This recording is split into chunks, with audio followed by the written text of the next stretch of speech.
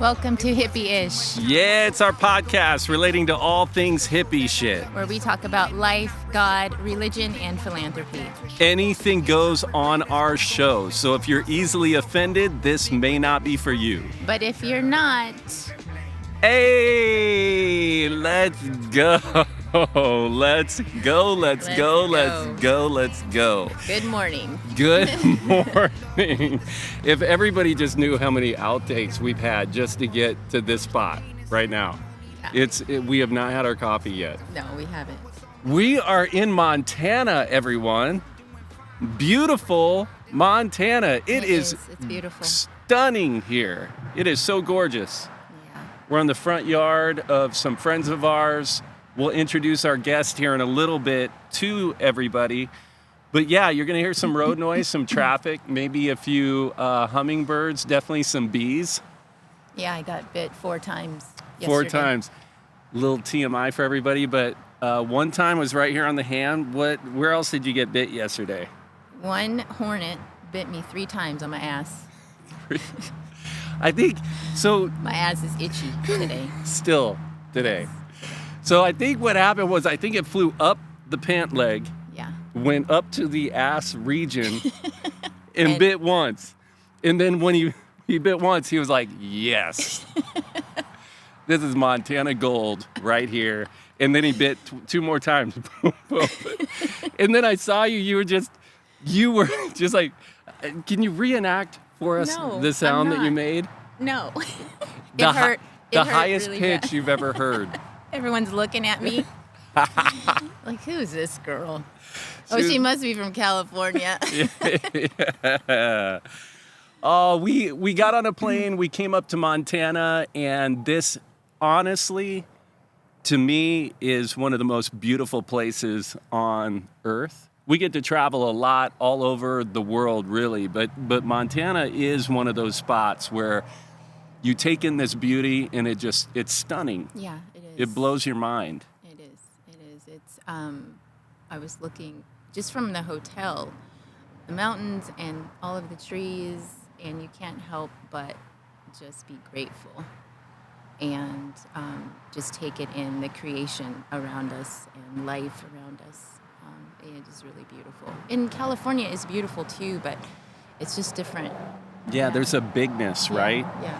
The sky is even bigger here. They've got a town called Big Sky in the area.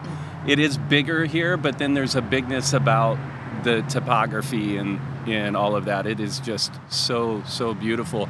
Coming back to Montana, it's been a long time since I've been here. In coming back, I was definitely wondering, what are we going to encounter when we arrive in Montana? This is definitely a Trump state. In 2020, I think there was a 10-point swing from those who voted for Trump and Biden, 55-45 approximately. And it's a predominantly white state. I mean, this is a very, very, very non-diverse state in our union. And when we were getting on the plane, loading up with all the white folks, coming out to Montana. He said it, not me. Hey, we keep it real in this podcast. We were wondering, I was just thinking, man, what are we going to encounter? Mixed race couple, my gorgeous black queen of a wife. What is she going to encounter? I had some apprehensions about our time here. How are you feeling about it? I definitely, we think about that, I think, more often than we did before. And, I notice that stuff quite often. But I also have been to Montana. I've been to Missoula, Montana. But I don't remember a lot of what was happening. But I think we are just in a really volatile time. And so these things are more prevalent. They're more in our face. But we were, oh no, oh no, go away. We were really surprised. And our friends, we came to a wedding, and our friends and their family are just wonderful people. So it's been a really great 4 or 5 days that we've been here, and folks are hospitable. I mean, there's a hospitality here that we weren't expecting. Took me by surprise. I mean, people are holding doors for us. They're intentional about greeting people. They're definitely, at times you can sense that people are uncomfortable with what's not familiar to them, but people are really kind. We've been so pleasantly surprised, not just by friends and family of The friends of community. ours, but beyond that, Yeah. the community too. I went out shopping by myself, and How was that? the guy at the antique store said, "Where are you from?" And I was like, "Well, California." He goes, "Yeah, I kind of figured as much."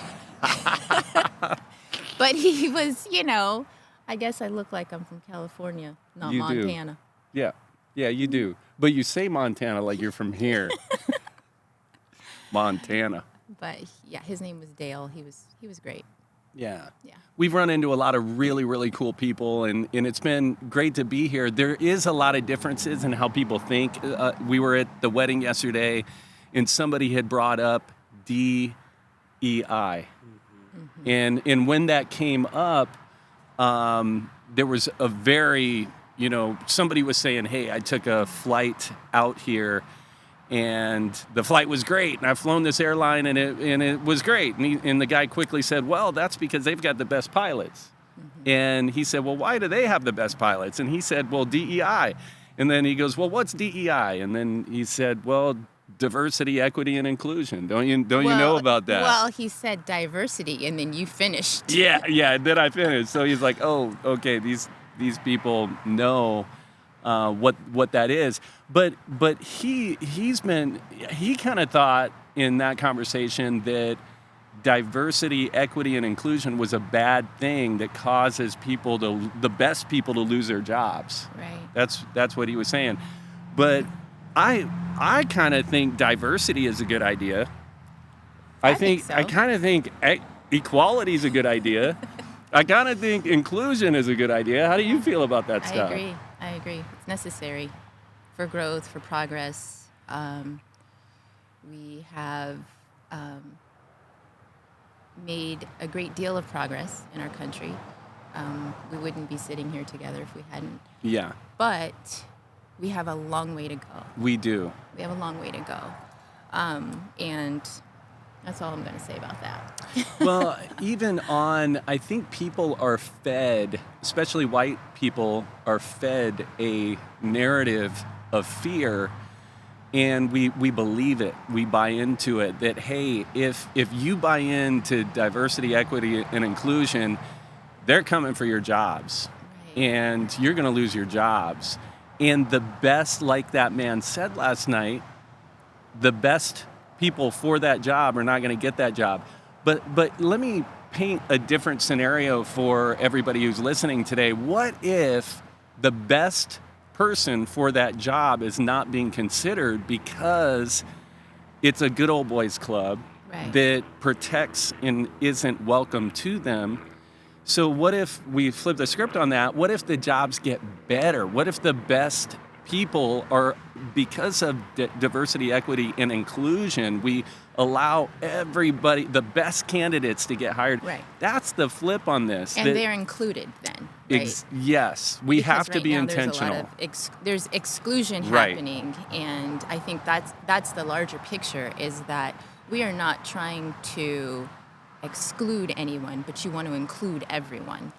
And with diversity, equity, inclusion, it does that. It doesn't exclude anyone. And I think because for so long it's been very black and white, that the belief that if you have one, you can't have the other, but it's both and. It's not one or the other.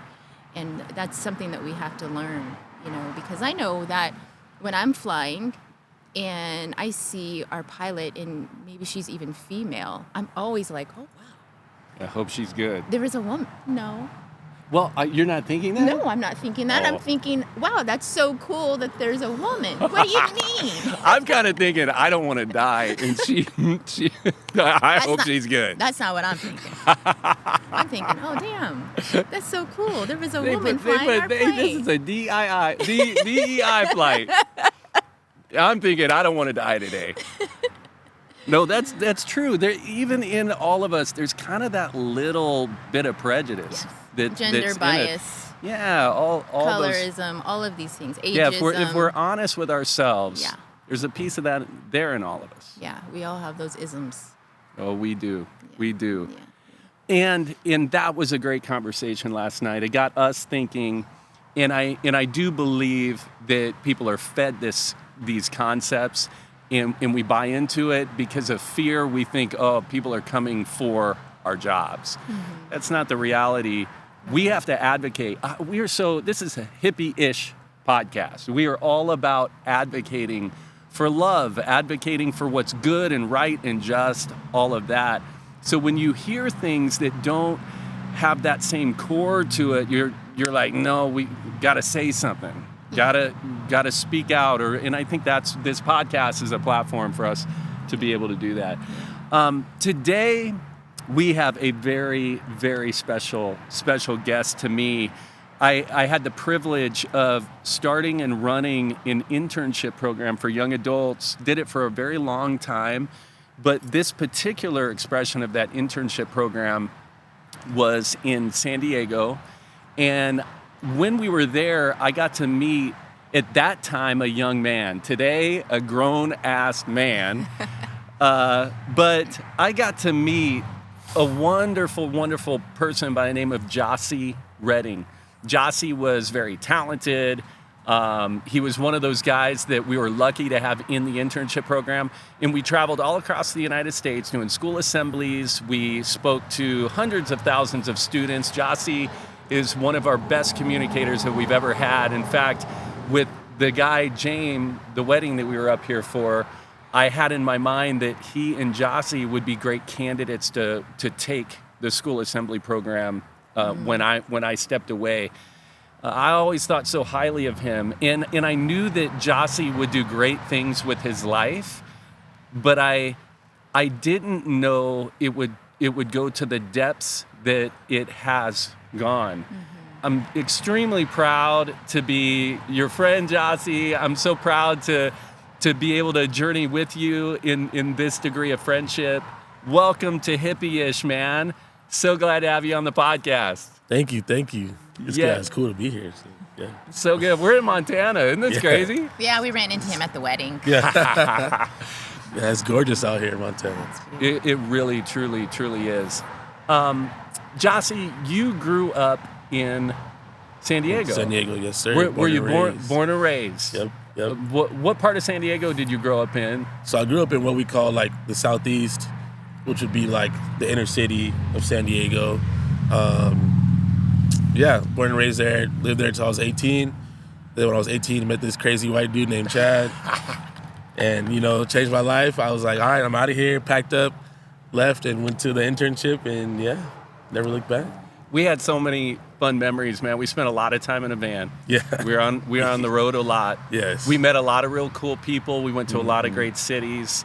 But while I got to know you and get to see kind of the depths of your heart, I knew that inside of you there was a love for the world, a love for people, but something in you where you just wanted to do something significant with your life. That was in you way before we ever started walking together, Yeah. So where does that come from? Yeah, I feel like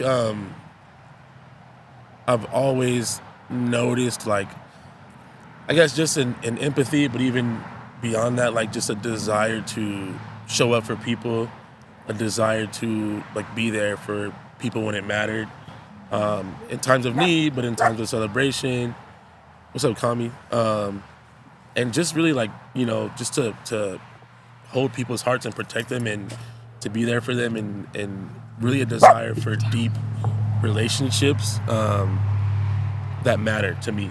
Oh no, no, come back. He's taking off with the mics. He unplugged us. So yeah, you were saying just kind of a.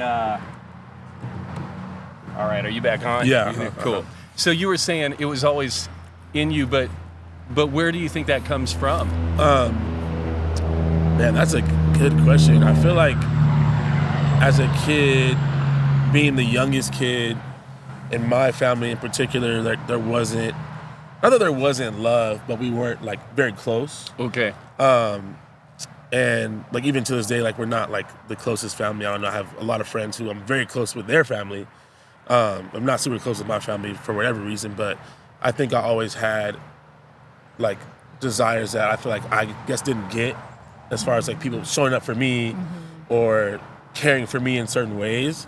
And so when I have a relationship with someone, like I want to show up in those ways because it mattered so much to me. So I just want to figure out what matters to you, and then how do I like show up for you in that. And I think it just comes from like me wanting that when I was younger, like not really seeing that. Yeah. To even it makes me think about how important it is that we do the work in our own lives to understand why we are the way that we are. Right. All of us.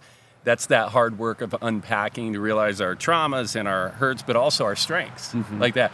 A lot of times I think our strengths are directly connected to some of those traumas and hurts and in all of that. And I've always watched you love a little bit deeper than everybody else, care a little bit deeper than everybody else, but really you are there for the big moments. Like we're here in Montana for James' wedding. That's your boy. You've always loved James, and here you are again showing up for someone in their big moment. Yeah. Gyasi, I am not surprised at all that you have created a life doing that now. You graduated from the internship program.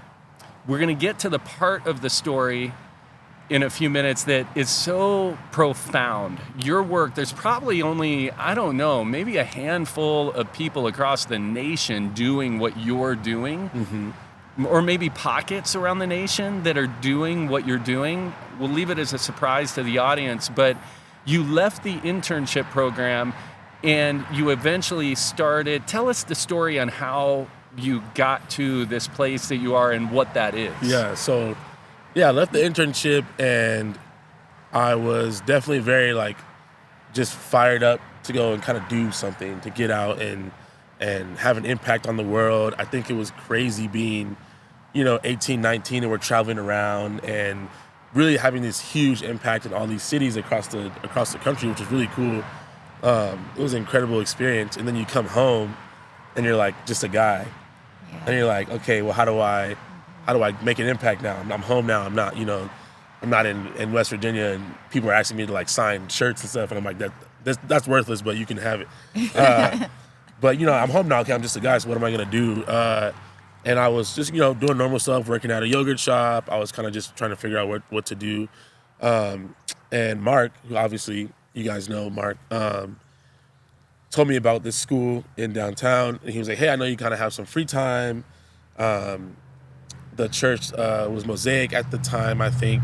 I was trying to figure out how to partner with this school, basically that serves unhoused youth. So their entire population is unhoused youth, which has a few definitions, but they could be in a shelter, they could be in a car, they could be on the street, hotel hopping, whatever.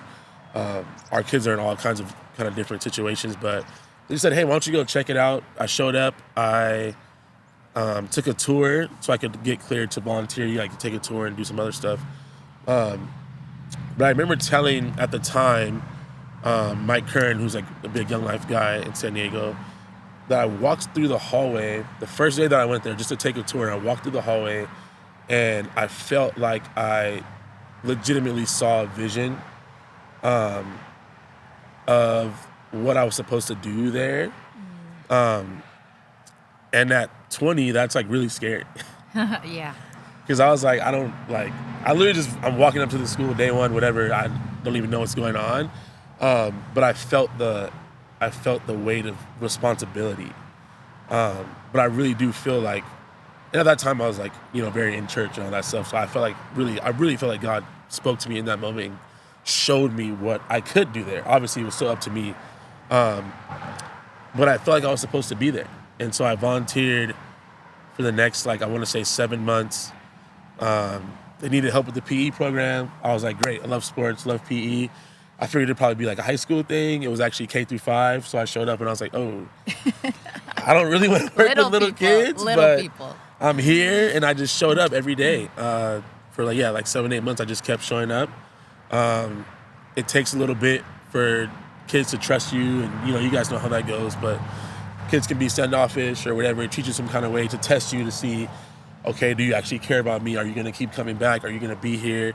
And I just kept showing up. Gyasi, what were you finding about these particular kids? Because you're a pro with working with kids. You've been doing that for through high school, the assemblies, and working in youth-oriented programs for a long time. But these are unique children who have gone through some crazy shit in their lives. Like the craziest. Describe a typical life, a couple of stories maybe of these kids, what they're like, and how that impacted you. Yeah. I think what was so intense, especially just showing up, was realizing that I've gone through things in my life. I grew up in the inner city, whatever, but realizing that I could not even begin to understand these kids' lives. And so a lot of them live in the shelters. So there's a shelter right near the school.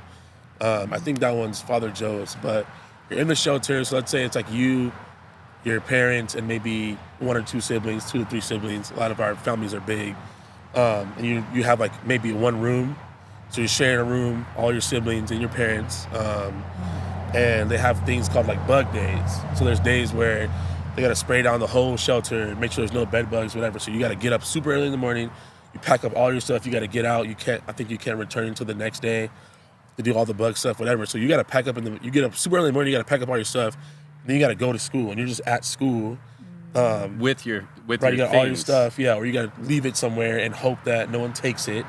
So you're at school just stressed out that someone's going to take your stuff or that whatever, you can't get into your place at the shelter. Shelters have curfews, so it's hard for them to play sports. We'd have kids who are super athletic and they want to play sports, and the game is at 6 o'clock. So it's going to be over around 8, and they can't go to the game because they have to be back in the shelter. They have a curfew. They're not going to get a place at the shelter. They're not going to get food. Just watching them, like I said, I was doing PE, just trying to get kids to line up. When they line up, that's life or death. They're lining up to get into a shelter, to get a bed. Wow. They're lining up to get fed. They're lining up to get resources. So when you tell these kids to line up, something clicks in their brain. So I was getting, you get frustrated because kids are, whatever. Just give me a line so we can walk to class, whatever. And at first you don't understand why. And just being able to be there every day and see what their lives were really gave me so much insight. But it was a lot to process at 20 to keep going back there and just carry all that. And I had to learn how to carry it. But we had one girl who, when I got there, she was in 8th grade, I think. And so I was there as she went through high school. One of the greatest athletes we've ever had. Amazing basketball player.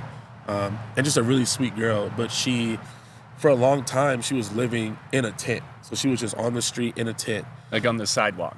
Yep, just on the sidewalk. And she had two younger siblings, and they were just with their mom. But we had a game one time, and she came to school, and it was a game day, and she was super frustrated. She was super activated, and we're like, Jasmine, what's wrong? Basically, while she was at school the day before, they had come through and they do these sweeps sometimes. Yeah. So they just go and just take everything. So she was at school, and they went through and did a sweep and just didn't even look, just picked up their tent, threw it in the back of a garbage truck, and kept it pushing. So we had bought her some basketball shoes. Basketball shoes were gone. And she was, basketball was her thing. That was her life. Yeah. And just like that, they just took away her life and didn't care. They didn't check. I've been there sometimes when they do these sweeps, and it's just usually a couple policemen and a garbage truck. Yep. And they just go down and they just take everything you got and they just throw it in the back of the truck and they just keep going. which is insane to me. But so her basketball shoes were in there with, I mean, pretty much everything she owned. And she just was so devastated. And, you know, of course, like we talked to her, we calmed her down, we found her some shoes, whatever. But it's hard to go home after that, but it's a privilege to walk through those moments with kids. Right. So they have someone who's there. Yeah. Because they could easily have to deal with that and just feel alone. Yeah. It's a privilege to me to be there in that moment, and to walk through it with them and to be able to problem solve and find solutions and provide resources. But yeah, it's a really incredible place. It can be a tough place to be, but it's an incredible place. I can't even imagine. I'm thinking about, and we are all from California, and we know and see the devastation in our cities, in our communities, with what the houseless have to go through. Right. And to hear this story, because we've so many times in the Bay Area, we see the garbage trucks and we see the police, and they come through and they sweep like it's a garbage day. But to be connected with those people on a daily basis, and not just adults, but children. Yeah. That, I mean, you said K through 5, those are babies that are living like this. And I just so grateful for you and the work that you do, because not everybody can do this kind of work. Yeah. And that's one of the things that we are learning and understanding about folks that are on the show with us. But as we travel around the world and we meet people that are doing hippie shit, we realize, like, it's not for everyone. Yeah, definitely. This is not for the faint at heart, and it's for one. I read this book called Why Leaders Lead, and one of the things that the author talks about is the thing that we become passionate about is usually the thing that is the void in our own lives. So we begin to feed and plant seed in those areas for other people. Right. In our lack, because of our lack. And just what you shared with us about your own family, we see the deposit now that you're making, and it's just beautiful. Thank you.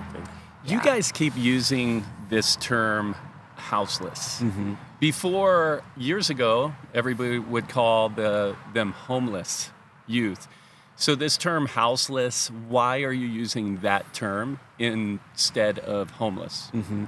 So it's interesting. It's a couple years ago, we changed our actual mission statement at the school. The school is half run by a nonprofit, so I work for the nonprofit. And in our mission statement, it said homeless youth, whatever. And now we use the terms houseless, unhoused, and really it's about, the biggest thing I think is about how you identify someone and the perception that it creates.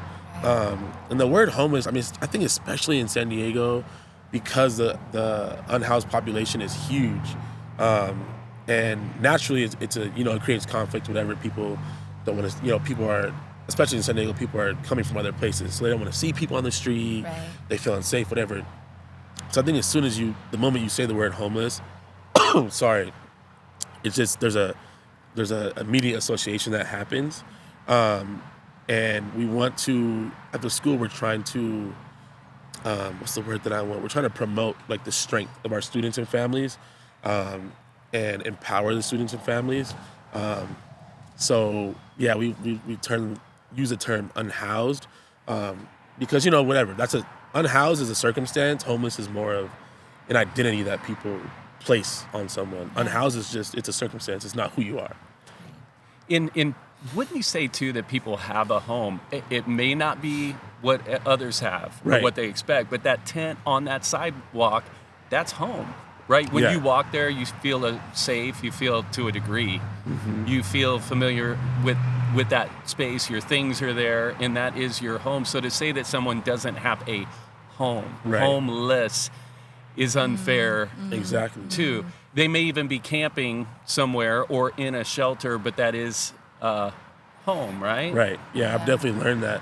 I mean, and we know that home really is defined by loved? Where are you loved and where are you safe? So, you know, these kids may be in a shelter, they may be in a car, whatever it is, but they have, in some, you know, a lot of cases, they have loving parents, or they have loving siblings, and they do have a home. Yeah. Even if it doesn't look like my home, they're not homeless. Yeah. So you walk through those schools, you're seeing these kids, you're getting hit by all this impression. You have this vision of, I see myself here. I see change in this, in your volunteering. Yeah. So pick up from that point in the story. Yeah, so I was volunteering, and I met the PE teacher at the time, who's also he's just a great guy, and he kind of took me under his wing, and he kind of showed me the ropes, which was helpful. And so, yeah, like I said, I just kept showing up. And he would tell me, like, I would show up a little bit late, and I'm like, hey, man, I'm so sorry, like, you know, whatever, I was doing this and that. He's like, yeah, this is not, like, your job. Like, you're good. And I'm like, no, but, you know, that's how we were, you know, taught. Like, you show up on time. If you're going to do something, you do it right. Yeah. And so after kind of walking with him for a few months, and he really just empowered me to lead and empowered me to do, you know, just kind of like to lead the kids and to do things that I thought would be cool. He really was already kind of handing the program to me. And so after those 8 months or whatever it was, he said, hey, like, I need to become the athletic director and do all this stuff. So can you take over the PE program? And in my head, I was like, I am so unqualified to do this, but yes, I will do it. We sat down, I did a little interview with his supervisor at the time, whatever, and they, signed the papers, and that's how I started working at Monarch. I was 20. That was in I just turned 30, so that was in 2020. No. Oh my gosh, I'm so bad at math. It's okay. It was in 2014. Sorry, my on the fly math is terrible. Anyway, that was in 2014. And yeah, I've been there ever since. And yeah, honestly, it has been such a blessing to me. And I've grown so much as a leader, as a person, obviously, but as a leader and also as an advocate. I'd never claim to, I guess, speak for the unhoused community. Yeah. Not unhoused. I've never been unhoused. Yeah. I can't relate to those experiences. I don't speak for the community, even for the kids that I work with. I don't speak for them. But I have the privilege of walking with them through the experiences and circumstances that they're in. And that to me is a privilege, and it's been a blessing. Wow. And it's so important for all of us, just what we were talking about earlier about equity and inclusion. Mm-hmm. It's important for us to be in those spaces in life. You know, whether it's 10 years or just a few years or a few months in an internship program, it's important because then we can ally, we can walk with, we can partner if we have, if we share those experiences with those people, whatever it is. Yeah. And then we can be included in those conversations, and then we can also include and advocate for them in those conversations as well. Because otherwise, you know, California especially, we live in a really rich state. Mm-hmm. So when we see unhoused people, we start thinking about, oh, we don't want them here, or why are they here, or, you know, we got to call the city, and you know, we know that our governor just did a big sweep in California, and now having sat with you, we now are more in tuned and more in alignment with what the work that you do and how important it is. Yeah. And you now, I know for myself, when I'm driving by the 880 freeway and I see the unhoused community, I'm going to think differently, and in our part that we need to play and how we can advocate, especially for our children. Yeah. Yeah, that's I think the thing that was really crazy to me just starting off there was, you know, you see unhoused people and whatever, people have their perceptions, but you don't see kids a lot of the time. No, you don't. And so you don't get to understand how hard that is as a kid. Yeah. And you're a kid, you just showed up. Yeah. you haven't done anything to end up in that situation. And a lot of unhoused people, not necessarily did anything wrong.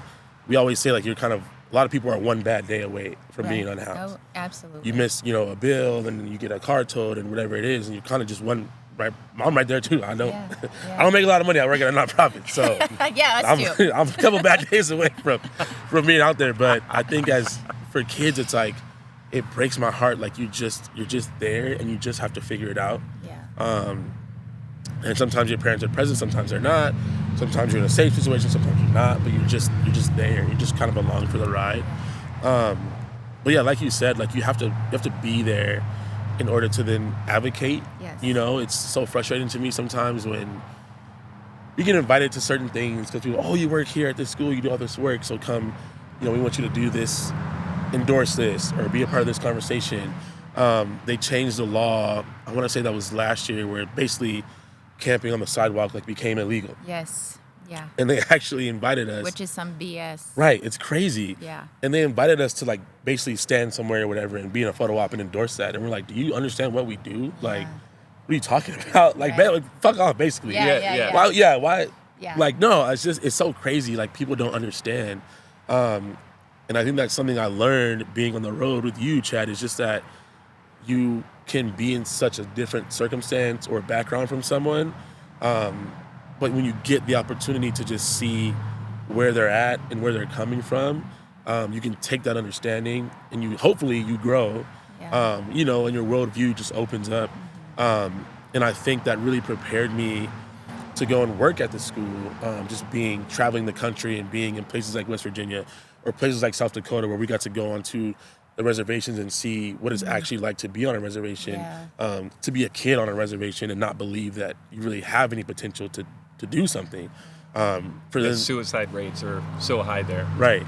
For me to then go work with a population of kids who a lot of times don't think that they're worth it or don't think that they can go and do something with their life or don't think their life matters. Yeah. What are you doing now? So, still at the same school? Yeah, so I'm at the same school. I've been there I'm coming up on 10 years in May. Wow, congratulations. And I'm hoping, we'll do something. For my 5-year, I got a text. So I'm hoping for my 10-year, maybe, something a little better than that, hopefully. I don't know. But, it's really cool to have been there this long. I started as just the PE teacher. Then I think a year after that, I added high school after school. Then a couple years after that, we started coaching. So I found out that coaching is really where my passion is. And just like public speaking, I really did not see that for myself or in myself. We literally had the athletic director that I mentioned. He basically came to me and said, hey, we could join this middle school basketball league. The problem is I haven't asked anyone about it. I don't know if we have the money and it starts tomorrow. He's like, what do you think? And I'm like, I come from, I think big. I'm like, let's do it. I don't care. That's right. Whatever. It is what it is. Either we're going to do it and it's going to be cool, or you're going to get in trouble because you're the AD. I'm not. No one's going to come for me, so I don't care. But that really kickstarted my program now, which I run our entire middle school athletics program. Nice. And the cool thing about that is it's an opportunity really to just prepare kids and to help them grow as people and as leaders. There's so many kids who just fall into that trope of they're super athletic, they're popular, they have influence, whatever. It's true. It's just people are naturally kind of gravitate towards those kind of people. And so I think as a coach, it's a really cool opportunity to help them become good people. Yeah. Because people are going to follow them either way.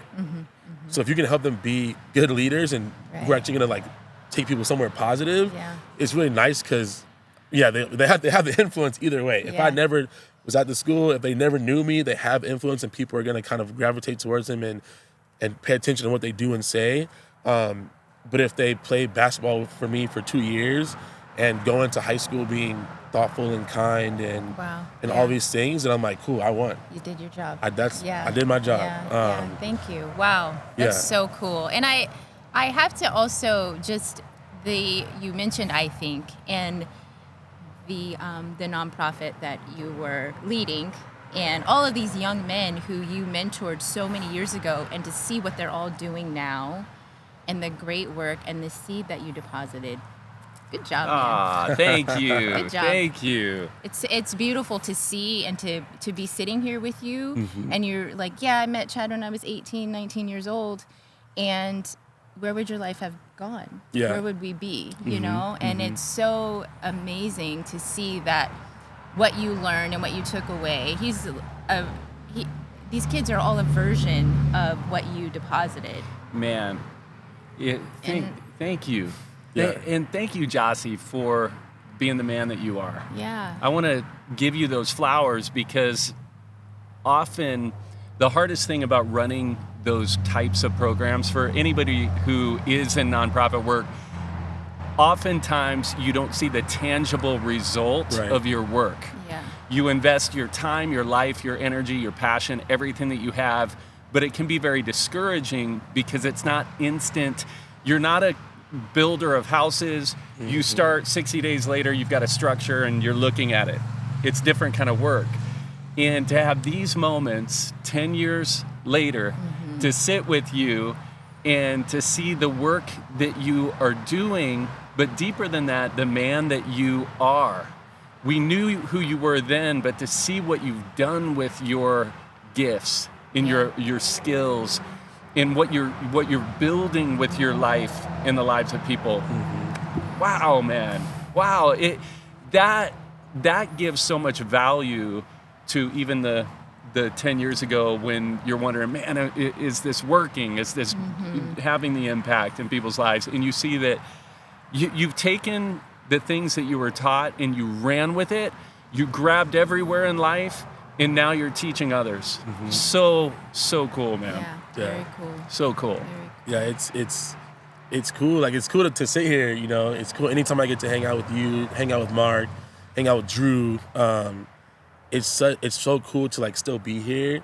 And it's funny, I think me and James talked about this the other day while we were maybe riding bikes or something, but it's cool to still be like in each other's lives and see like how like you've changed and see how Drew has changed, see how Mark's changed. And that's a really cool opportunity. And then it's cool for me to get to teach. And then like we talked about this last night, but to sometimes to see that fruit. Yeah. And sometimes you don't. Yeah. Sometimes you don't have a kid who's really awesome, love him, middle school, we spend a lot of time together. He goes to a different high school, which is cool because usually if a kid leaves the school, it's usually because their family is stable. Nice. So when they go to a neighborhood school, whatever. So that's a positive thing. But the kid leaves and then like maybe I hear a couple years later they're not doing so well, they're getting involved in this or that. And so sometimes you have those like it hurts. Yeah. And you're just like, man, if he would have stayed, or maybe if I would have done X, Y, and Z, maybe if I would have kept up with them, maybe if I would have called him or whatever. So it's really a privilege when I get to see a kid go from, our graduating class this past year, I met most of them in first grade. So to be able to walk with them from first grade, and to be like their PE teacher, and then to be, a field trip chaperone, and then to take them to summer camp, and then to take them on field trips, and then to be their coach, and then, to be in high school, and then to really sit and talk with them about life and walk through real hard stuff in life, and to watch them make it out and then graduate high school is so cool. And obviously it doesn't stop there, but it's like a small win, as they hopefully go into adulthood and find their own way and find their own success and hopefully start, giving back in their own way as well. But that cycle, as I get older, that cycle is really cool for me to like sit back and kind of watch. So much comes from longevity, sticking with your vision, sticking with your work. The longevity brings about the results that aren't going to happen quickly. Yeah. And to have 10 years in, man, what a milestone. Wrapping this up, Gyasi, we've got a lot of people who are listening who are moved by your work. They're more enlightened and educated on what's happening in the houseless community. Even terminology is probably changing for people who are listening. Yeah. What would you say to them that they want to somehow do something with their time or life or energy, or maybe they don't have a lot of time, but now they realize there's a lot of houseless children Right. In young adults. It's not all just folks who are struggling, lost jobs, and in that scenario. What would you say to that listener today? Yeah, I would say there's a lot of ways to kind of show up for kids and young adults in the unhoused community. I think a big thing is, like, our school is unique in that, there's not a lot of schools that are geared towards serving specifically unhoused youth.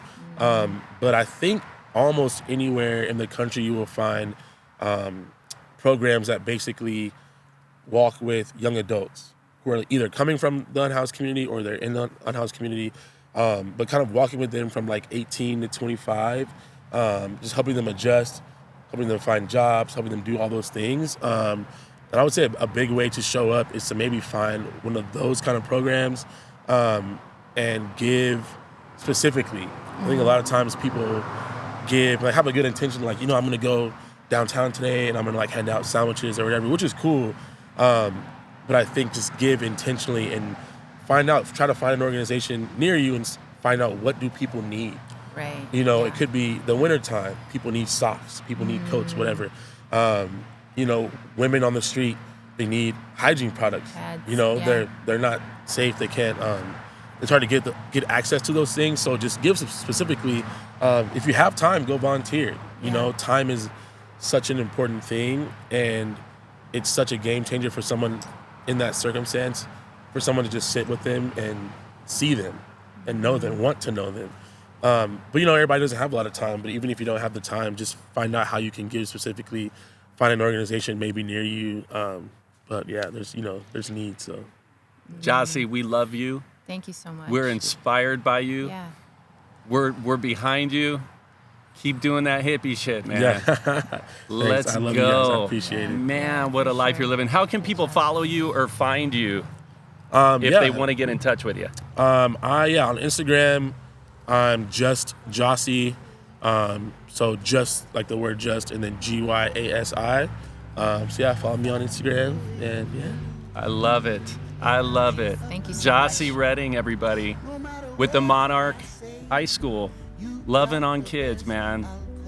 So good. We appreciate your work. Yeah, thanks for great. having me. Montana. Montana. Big sky Oh, country. big sky with them bees. Beautiful place, beautiful people. Like and subscribe, everybody. Thanks for checking this out. We appreciate you. I found a way Peace. to lose the grasp of all my powers. I found a way to lose you in the past of hours. No matter what I say, you got the best outcome, babe. No matter what I say, you got the right anatomy. You got the right anatomy.